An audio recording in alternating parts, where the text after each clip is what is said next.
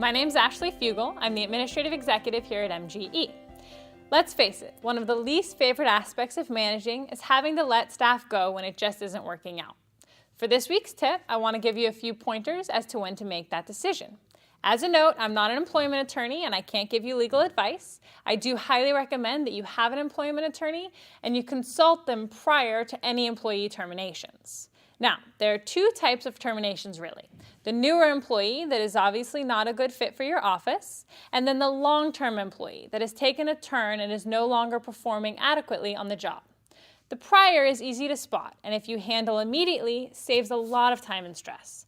The one thing I will say about a newer employee that isn't working out is this. Usually you know they aren't working out in the first week or so. It will be seen quite readily that the person isn't performing, assuming proper training has been done, if you look.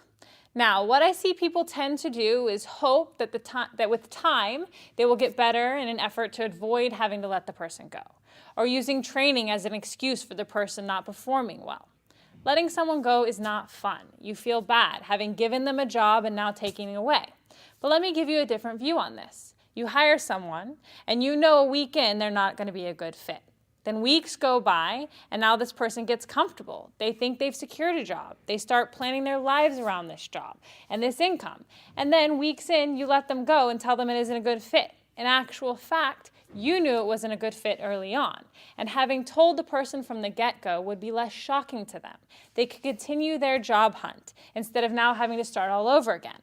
So in actual fact, it's kinder to just handle these sort of things early on. The hard one to handle is the long-term employee. Someone has been with you for a while and has had a dramatic drop in performance. And the key note here is performance. You should base your employment decisions on performance. Is the person doing their job to the level required of your practice? If they are, great, let them continue. Address mistakes and issues as they arise for the person to correct. But overall, if they are performing, then let them get on with it. If the performance drops, the first thing you should do with a long-term employee is talk to them. Tell them your concerns with their performance and give them the opportunity to fix it.